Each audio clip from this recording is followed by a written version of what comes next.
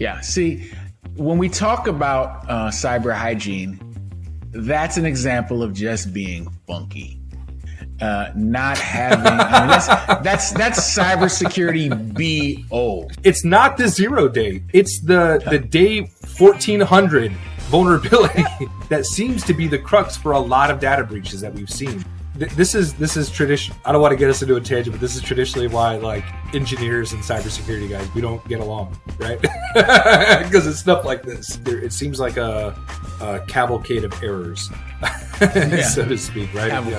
It's a lot of things that have kind of going wrong. If somebody I truly cared about was using a service that was supposed to safeguard passwords that was the victim of a massive data breach, I would ask them, why on earth are they still using that service?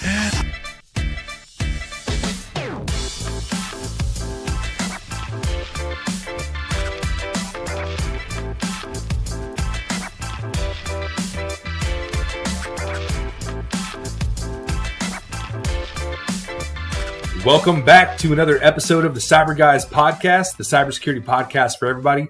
My name is Andrew Valencia, and as always, I am joined by Michael C. Hill. And Mike, today we got to talk a little bit more about LastPass because it's just getting worse, the news that's coming out. And I think that it speaks a little bit more to how we deal with, the application of enterprise cybersecurity. Yeah. But first, if this is your first time joining us on the Cyber Guys podcast, welcome. Go ahead and make sure you subscribe, hit that like button so that you can see all the new content that we have coming at you every single week. And if you're returning, hey, thanks for coming on back. Now that that's out of the way, let's talk a little bit more about what we just found out this past week about the LastPass hack and how that affects us in our application of cybersecurity as a whole. Yeah, it's really good that we're circling back to this because last time we talked so much about passwords and password management, but this one really highlights another really important fundamental of good cybersecurity. We call it cyber hygiene.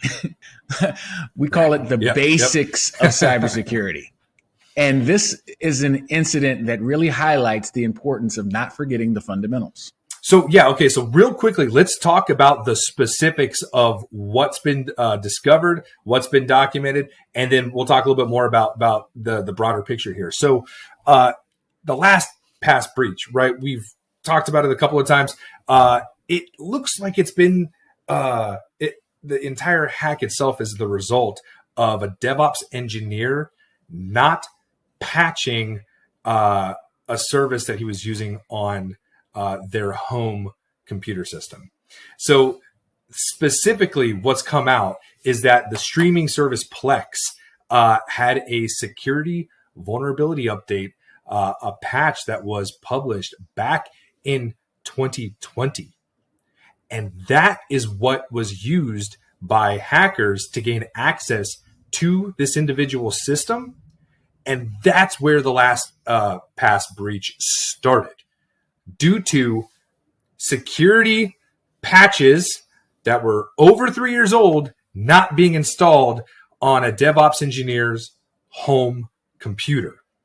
Yeah. See, when we talk about cyber hygiene, that's an example of just being funky. Not having, that's cybersecurity BO. That's some body odor, poor cyber hygiene. Now, what are we talking about when we say cyber hygiene? Let's break it down very simple. Just like physical hygiene, there are certain basics that everyone's expected to do. Take a bath, put on some deodorant, clean your clothes, wash your hair, get the gunk out your eyes after you wake up, basic things. Now, what are the basic things in cybersecurity?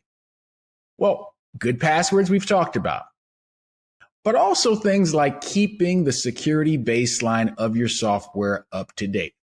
In other words, if there's a patch it. That's basic cyber hygiene. In this case, no one had to do anything super sophisticated. The hacker didn't even have to be a genius. It really just brings up the topic of what is the cyber attack life cycle. All right. First day of the cyber attack life cycle, we call that the 0 day, right? A 0 day means we discover the vulnerability when it's being exploited. The thing about that, how many people can really find a vulnerability on their own and develop an exploit for it on their own? The list of sophisticated hackers that can do that is actually very short. I mean, that's why we worry so much about APTs, right? Andrew, we worry about these guys that actually develop new technologies for breaching systems. Absolutely. And I don't want to jump ahead. And don't get me wrong, 0 days are definitely something that is concerning and things that, cybersecurity experts need to focus on. But we've seen time and time again that a lot of these massive breaches don't come from 0 days. No. Yeah. They come from systems that haven't patched a vulnerability in 3 years. In 3 years. Exactly. That's a 3 It's not the 0 day. It's the day 1400 vulnerability that seems to be the crux for a lot of data breaches that we've seen. And that's the point. I mean, think about it.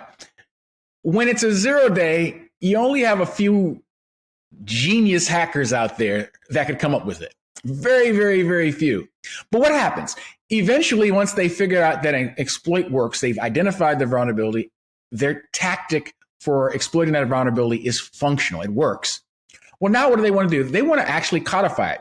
They turn it into what we call an exploit kit, a program, some sort of cyber weapon, something that can be deployed, something that maybe can be downloaded through a phishing attack, whatever, something that once they get in with this tool, and it really is a sort of tool that they've written to exploit the vulnerability that they've identified at day 0.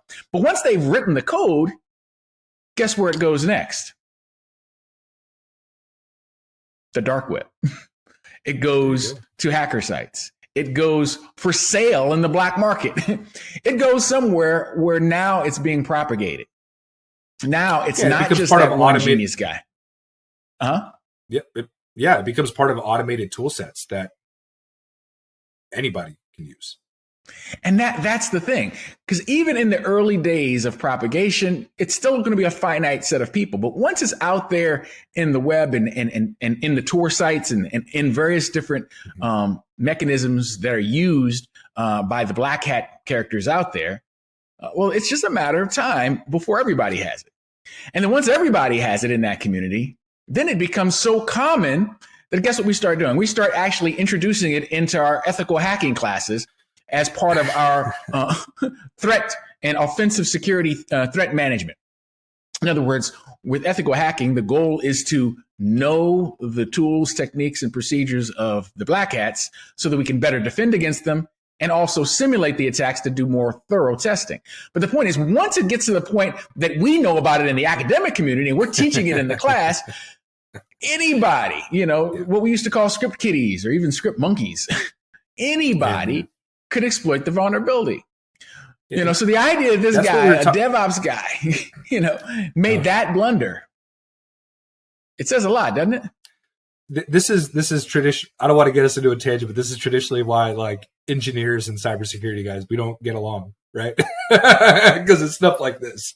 But see, we talked about this before, right? And I mentioned anytime we get something like this into an academic setting, it should mean that it stops being an effective tool for hackers, right? Because we know about it. We know how to do it. We know how to defend against it. And it's a lot less complicated than people may expect. But at the end of the day, I see this being an issue, a twofold issue, right?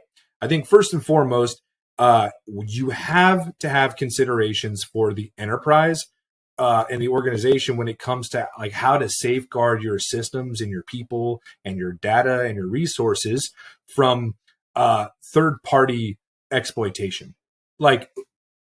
Just because you have a user that uses, in this case with LastPass, uses Plex on their home system, all of a sudden now you have a whole nother vector of attack that you have to consider, that you have to do something about, right? There's a blind side there for a lot of organizations due to third-party applications, third-party services, things that are well outside their purview, and they have to consider how to address those things. Yeah. One of the ways that we do that, obviously, go ahead. No, this kind of reminds me of, there's an old adage, the shoemaker's children have bare feet. The idea that this person who is a professional at producing something, doing something, doesn't take care of home is a story that we hear over and over and over again. And sometimes, I can even say I've been guilty of it. I don't do half of what I should do and what I know how to do, when it comes to systems that I take for granted sometimes, and it can be, it would be humiliating to be, hacked, but it's something that as a professional, he should have known, Well, and that's the thing is we don't know the LastPass policy on work from home, telework, or accessing work resources from like home computers. Like, we don't know what they have in place security wise. None of that's really come out yet, or I haven't seen anything come out yet. But I think it's safe to assume that may not come out, and that may never come out. It probably won't, to be honest with you. Yeah, unless they unless honestly they decide to throw this person under the bus, which they, who knows? Because they're when they're doing damage control, that's possible. You're right. Is there any kind of there's liability issues, I'm sure, but anyways, sure. The point being though is we don't know what the security was in place on the LastPass side. However, we do know the security that was in place on the Plex side, right? Which was where this initiated. And that was taken care of by the organization, by Plex, through a security update. When a piece of software gets a patch or an update, it has to get installed because of things like this. It can cascade into a huge mess that you didn't even see coming. Yeah, it really can. And I'm a big advocate of zero trust architecture and the idea of not trusting an endpoint anyway. But when you're talking about internal developers producing the source code for a system, that has to be a trusted situation, a trusted environment. And depending on the extent to which he was using some remote host, that's a problem. But but there are solutions for that. That's where you get into VDI. That's when you use mechanisms that don't actually allow you to trust the home computer at all. There are ways to do it to resist or to make the probability of that sort of an attack extremely unlikely. But it seems like their policies and their architectures to facilitate his work from home or wherever he was working from assigned a little bit too much trust to his endpoint. It's possible, but there's a lot of ways around this, right? Work from home is becoming a mainstay. It's becoming a norm now, and a lot of organizations, organizations we've worked with before, if there is a need to get access to back-end resources, you typically do it through a VPN, right? You do it through a VPN, so you have secured access, you have authentication measures set up, typically multi-factored, right? And you have some sense of security for whatever environment you're going to be working in. It's hard to say what happened in this specific case, but at the end of the day, there was clear lapse on the user end. And that is, we can only conjecture, we don't know for sure what exactly happened or what the thought process was behind, not updating Plex. But, it's really easy to look at these kinds of services or software and forget about them, not do the update, or go, I'll get to that tomorrow, tonight, whatever, and just forget about it. And all of a sudden, that's the way you get breached. That's the vector of attack, and then you become a victim. And it's funny. I want to give a shout out to a colleague named Dustin Robbins. One time we were working a situation together, and I'm an old Java developer, and I'm thinking about how Java works. Now, the way Java works is it's designed with the principle of write once, run anywhere, right? Mm. So the idea of the code never actually running on the local machine, but running in a Java virtual machine, a runtime environment. Now, because of that, I was having a hard time seeing how a breach was actually happening. I was like, it just didn't make any sense to me. What I knew got in the way. And my colleague Dustin said, well, hey, did they update the local installation of the JVM? And, a light bulb went off, and obviously I ran down, talked to everybody about it and everything. Matter of fact, I made such a big deal about it. Dustin said, hey, that was my idea, but it's all good. It was a team effort. But the thing is, because he was not a developer and he was used to dealing with software, he saw it from the perspective of software baseline. While I was trying to find a programmatic solution, I was trying to find some sort of architectural logical solution to the way the actual code was processing. And it had nothing to do with that. That was not the issue. That wasn't the vector. That wasn't the weakness. That wasn't in any way where the problem was. His perspective allowed him to see just the simple thing of the part that is installed. Is it up to date? And guess what? They do. Even though source code will work from generation to generation in a programming environment like Java, they do have to update their JDKs and SDKs and their runtime environments on a regular basis, because new ways are found to break in through a back door because of the runtime environment that processes the Java code, which is bytecode, and processes it down into the machine code that works on a particular platform. But that's kind of what happens sometimes. I can see how a developer is thinking on one level, but we know how we deal with computers. They're layers, and something that's happening at a totally different layer. Sometimes you'll have a blind side to it. I'm not saying that to defend the guy.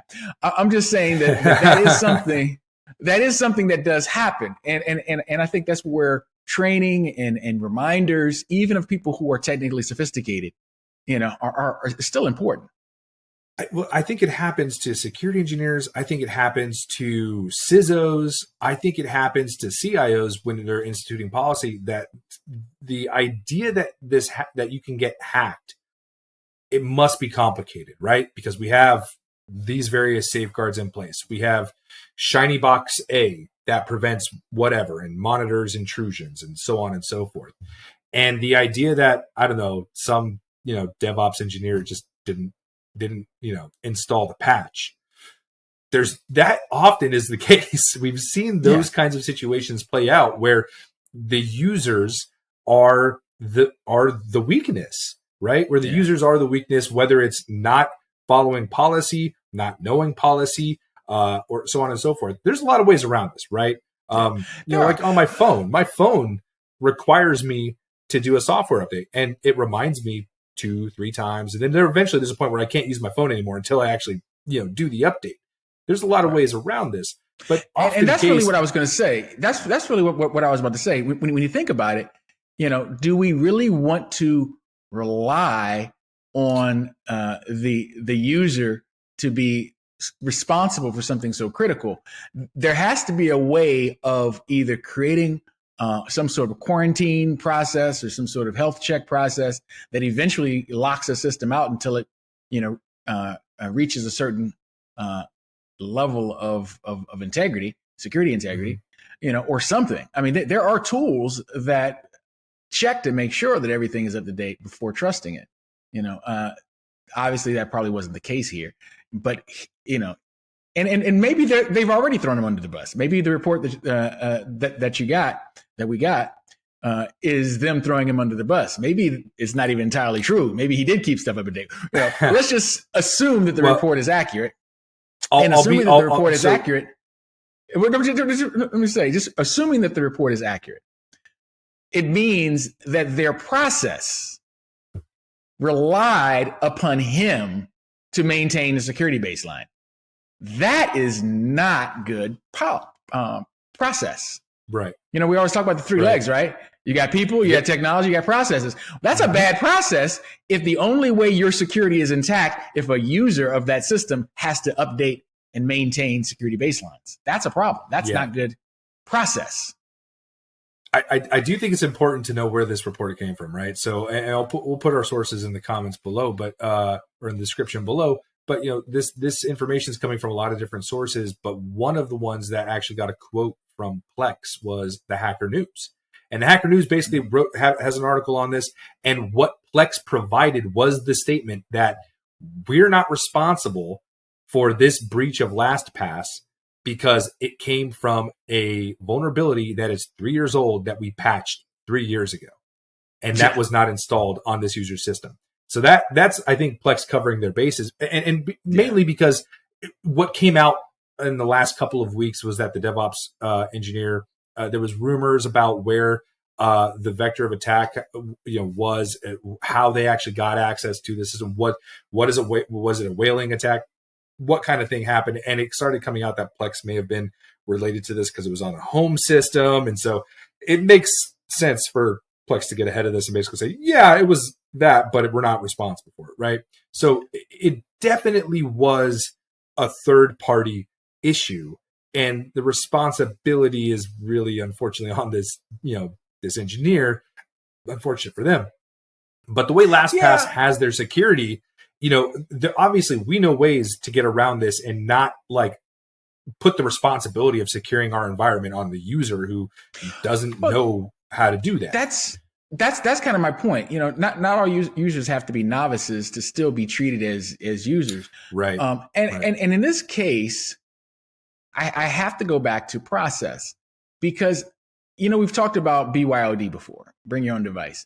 And generally the concept of BYOD is anathema. People are like, oh my God, how could you ever have a trusted enterprise environment where people are bringing in a motley collection of various types of devices, different configurations, different security status, and all of that? Sounds like a nightmare. And it does if you have your architecture and your processes built around the necessity for endpoint security.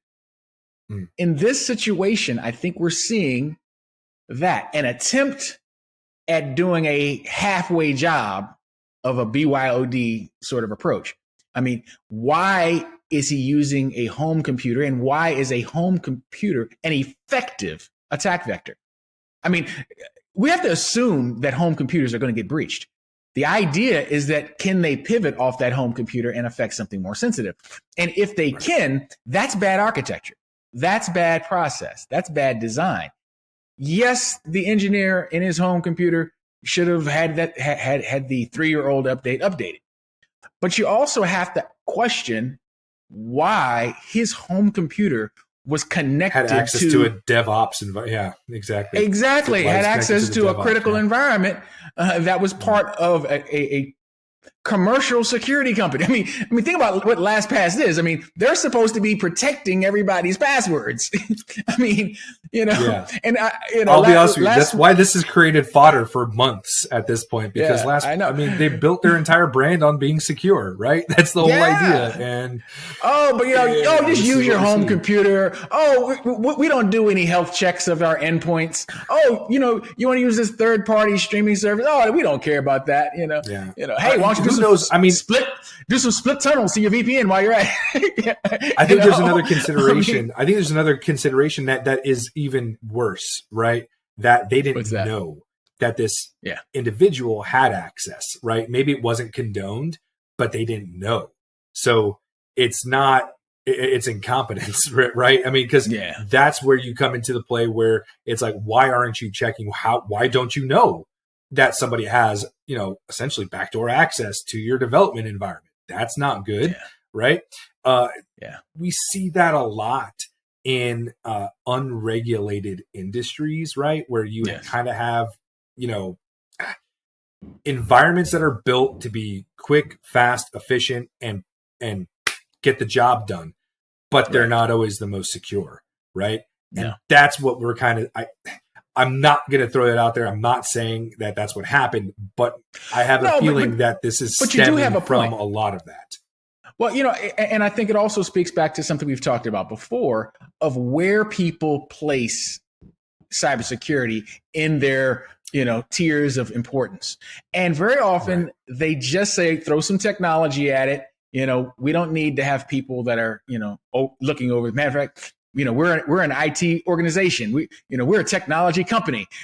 All of our guys know cybersecurity. We don't need to hire cybersecurity guys or hire a third party company to look at whether or not we have effective security governance, because we're all gurus. Yeah. And look what happened. The problem is people by nature are always going to look for a shortcut. They're going to create backdoors. The reason why we find so many backdoors in software is because, the developer produced the backdoor so that they could have a shortcut for getting to whatever they need to get to in their program. We used to call them maintenance hooks. And guess what? When we transition from the development stage of the software to the production stage of the software, we forget, or the developers would forget, to close those backdoors up and resecure it because, we're not thinking about that. We're thinking about the deadline. We're thinking about the bonus we're going to get when this thing goes live. We're thinking about the party when we do the countdown and Jello shots or whatever else they're going to do to celebrate. They're not thinking about the reality that they opened up some back doors while they were doing their job. And yes, they were doing their job, and it was for the expedience of doing their job, but it was a security mistake. And then typically you have security assessors go in and point out, hey, you forgot to close out all these back doors. You should fix that before you go ahead and put this into a production environment. That's not always done. In fact, that's often not like it should. And often what's done is they'll do a sequence of testing, but they won't actually hire truly competent application security specialists to do that testing. They'll let their own internal team, grade their own homework and say, yeah, we did the testing. We did regression testing. We did stress testing. We did some security testing. We did XYZ, but did you do some penetration testing? Did you actually do more than just stress testing through fuzzing? Did you actually, look for malicious vectors? That's not something that is part of even a lot of organizations' SecDevOps procedures. It's just not there. So this is just a combination of a lot of blunders that are very obvious for us to see, and we're looking at it from 30,000 feet. We're looking at it from a great distance, and we can see huge blunders here. Yeah, and of course, I can't imagine what the incident reports got detailed in it. Right? Oh my God! I mean, it's got to be a wealth of blunders here. Because you remember the response. We're not going to go into the LastPass hack itself. That's another episode, maybe worth of content that we could go into. But there's it seems like a cavalcade of errors, so to speak. Right? It's a lot of things that have kind of going wrong, and it kind of stems from ultimately giving a standard user or a user too much power in ensuring that the environment itself is secure. And I think that's why what some of the things that we run into a lot when we work with our customers is looking at their environments and showing them something they've never seen before. I didn't know this asset was able to access this, or I didn't even know that this person had this device on my system, or I didn't even know that this piece of software was installed on this server. And that is such a precarious position to be in when you're trying to secure an environment, when you have these random things popping up left and right, so many blind spots that, of course, you're going to have so many vulnerabilities associated with them. And this might have been one of those cases where they just didn't have a handle on what their environment actually was. And this is a complete blind spot for them. Yeah, exactly. It'll be interesting to see in the coming months. I would be interested to see what happens, what their response is with this DevOps engineer. I would imagine. I would imagine that if they had stuff. I'm sure if they had stuff in place that was supposed to guard against this type of issue, or the engineer just violated cybersecurity policy. I don't know. What do you do then as a company? You put out liability statements. You sue. I don't know. Maybe there's a civil suit in this at some point. But and I don't know. In the end, there's very little that they can do to their employee, but there's a lot that the users of LastPass could do against LastPass. The way this thing is going, I'll be surprised if they're not filing Chapter 11, if not Chapter 7, bankruptcy in the near future, because this has to be an existential threat to the company. Now, we're not saying, to take any financial action or make any decisions or abandon your use of this. We're not, for or against, we're agnostic. But when you look at all this information, you may find yourself coming to a particular decision with respect to. I'll be a little bit more black and white about it, right? If I or somebody I truly cared about was using a service that was supposed to safeguard passwords that was the victim of a massive data breach, I would ask them why on earth are they still using that service, right? You got to wonder at some point. I don't know what I don't know the level of trust a user can have in a service that has been the victim of something like this, especially seeing the circumstances surrounding the breach itself, right? Yeah. And I think that's why, as just a general, and coming from like a general user's perspective, I think that's why cybersecurity seems so obtuse, and why a lot of people may feel kind of just shut off to even considering, cyber risk, because you got to put so much faith in these companies just to have the littlest bit of convenience on the internet, that the alternatives are really hard to deal with and consider, right? When you consider, maybe these people really don't know what they're doing, or maybe they don't have my best interest in heart, right? That's a whole, but that is something that users should be asking themselves when they do sign up for services like these. I mean, it is a personal responsibility thing, I think, to an extent, that you have to investigate what are they doing, how are they doing it, and does it fit? Is that okay for me? Like, can I accept the risk of allowing these people to control my passwords to everything I use? Right. Yeah. Exactly. But the fundamental lesson here is practice good cyber hygiene. There should never be a situation where a 3-year-old vulnerability is the vector of attack that takes you down. That's like losing your job because you haven't bathed in a week, a month, or some amount of time that just makes you foul. Because it's inexcusable. If you miss a day, people may forgive you, may even tell you, as a friend. But if you are just perennially funky, no one wants to be around you. This is bad cyber hygiene. No one should have a 3-year-old vulnerability as the vector of attack. And just make that, for everybody at home, just keep that in mind too.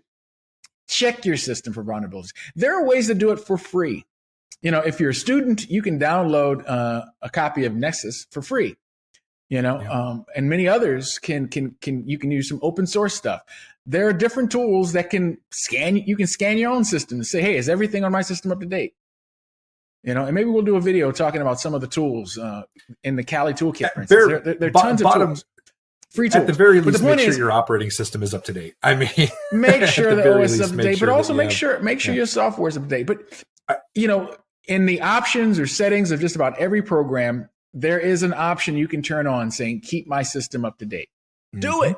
Mm-hmm. That's automatic downloads, automatic basic, all the time, every day.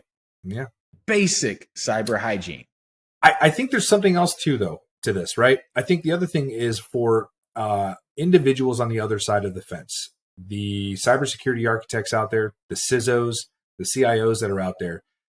I think you have to assume that people are not showering when they get home. I think you have to make that assumption, and you can't build a huge backdoor into vital resources of your systems for those folks. I think you have to assume that's going to be a risk, and you have to address that risk accordingly. Hackers are always going to look for the weakest link. If you allow the weakest link to persist in your environment, like the old TV show, bye-bye. You're in trouble. Yeah, right. That's it. The weakest link. You're the weakest link. Now they're in. Don't tolerate those weakest links. Yeah, absolutely. Look for the weakest link. Secure your six. Well, that's all I really want to say about that one. All right, that's going to do it for us today on the Cyber Guys podcast. Remember, if you like this episode, go ahead and hit that like button. If you're not subscribed, what are you doing? Hit the subscribe button. Let's go. We're on the road to 100. Let's get us to 100. All right. Let's get us to 100. Don't say 100. Well, we're on the road to 100, man. Let's go. All right. Don't forget, you can find us on all of your major podcast platforms. So if you want to go ahead and listen to us, by all means, go ahead and look at the description of this episode so you can see all the links for where you can find us. And don't forget, stay safe, be secure, be sure. We'll see you next time. Take care.